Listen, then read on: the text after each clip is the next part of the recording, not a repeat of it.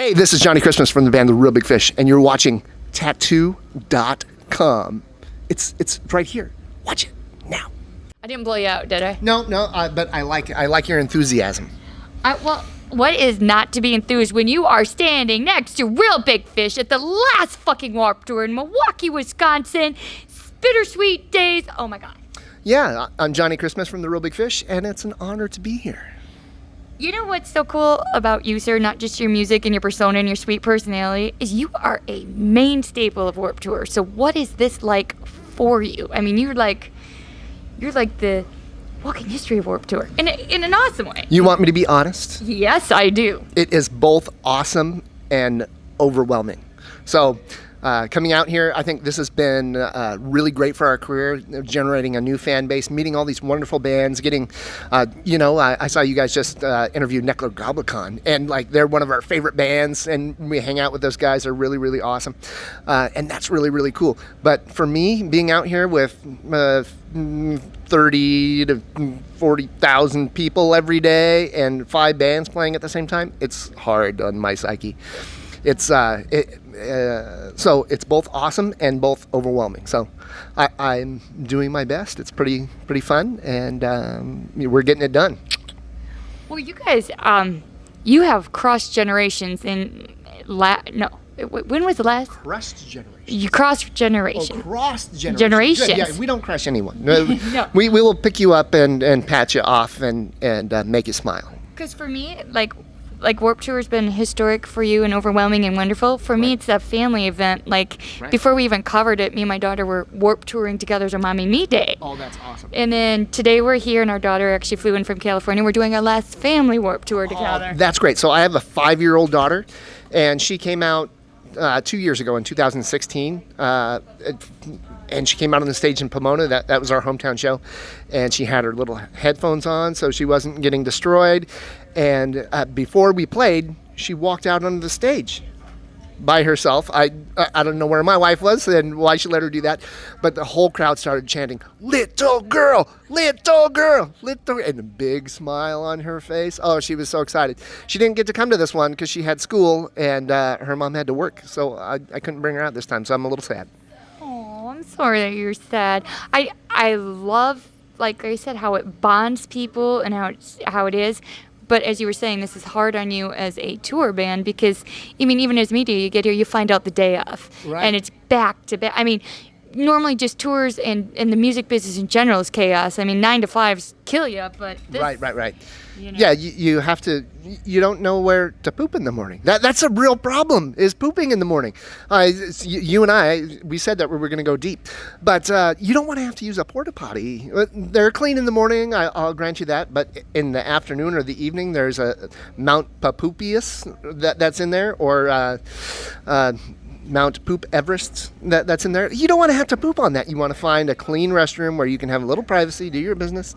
So you didn't think that you were going to talk about the poop anxiety, you know. Well, to be real, when I die, I know I'm going to hell, but before baby Jesus sends me on my way, I get 3 questions. 2 of them are going to be about corn poop. So I love that you just went there with me. Right. Thank you. We're getting honest here. We are pulling no punches. It's complete honesty. Well, and it's true. Like, people don't understand. They think rock and roll is in the music because this is sexy and awesome, and it is in a certain perspective. But when you're doing it, you know, I'm still wondering how poop gets on the ceiling of the porta potties. Right. Oh gosh, yeah. You know, like what position? What yoga class is that bitch taking? Right. What barn were you raised in to put the poop on the ceiling, or put the toilet paper on the ground, or put strange things in the toilet like stuffed animals? Hey, what barn were you born in? Oh, it is. So let's see. We covered family. We've covered corn poop. We've covered hygiene, sort of. Right, sort of. You know, because that's difficult too. I did take a shower today. It's the first thing I do every day. Get in there before everybody goes in and take a shower. But I played a show already in my dirty show clothes that I put on. So I haven't showered after the show, but I think I'm still kind of clean. Kind of. I'm impressed by the fact that you're not crunching because right. because it is Warped Tour. That's what happened. I put on new clothes today. Just be happy about that. Seriously, if you travel with with wet naps and dryer sheets Right. and Ziplocs. Sometimes Febreze does wonderful things for show clothes. Hack for you before I start talking tattoo, because that is really important. But this is a hack from me to you, but I'll share it with all my friends. When you take your Ziploc sheets and your dryer bags, it's so you can roll up your grungies and put them in there. But the grand part is when you finally get to that wash machine, you open it up, because that dryer sheet's in there, you don't die. Right. You're not overcome by the noxious fumes. Exactly. Right. So speaking of obnoxious, he has to deal with me, and I want to let him off the hook. But before I do that, let's talk ink or no ink. So I'm a no ink. I have extreme respect for everybody that gets tattoos. I think they're wonderful. It just wasn't one of those things that I wanted to do. I ride motorcycles, so that's where all my extra income, and I have a daughter, so all my extra income goes to her now. But so I have this great collection of motorcycles. That's where I've chosen to place my art. That some people put it on their body. I put it into motorcycles. Well, and to be fair, sporting a stash like that, you don't need some fucking... Can I touch it? Yeah, absolutely. Oh my god. Oh, he's hard. So, right. Whoa. I didn't know we were going to get that deep. Yeah, we were going to go to this level and you took it there. That's okay. I like it. Cross that line. Right. So, when I found out my wife was pregnant 6 years ago, I tried to grow a beard. But for whatever reason, I thought that was a good idea. But it looked like a dead chinchilla on my face. And so I gradually shaved it off, and then I left this thing here and a mustache, and that looked even worse. And I kept that for a couple of weeks, and I know everybody was looking at me going, "John, what are you doing? You need to shave that shit right now." And I finally shaved it off, and then I went, "Oh, this mustache thing, I'm gonna put some wax in it," and it went straight up like this.